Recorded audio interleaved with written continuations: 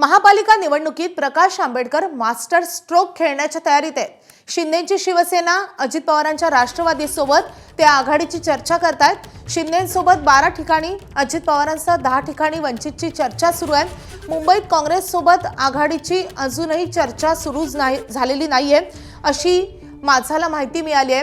अकोल्यात काँग्रेसशी आघाडी होणार नसल्याचे आंबेडकरांचे स्पष्ट संकेतही आहेत। शिंदेसोबत ठाणे, केडीएमसी, संभाजीनगर आणि नांदेडमध्ये वंचित एकत्र येण्याची शक्यता आहे, तर पुणे, पिंपरी चिंचवडमध्ये आंबेडकरांची अजितदादांना साथ मिळू शकते।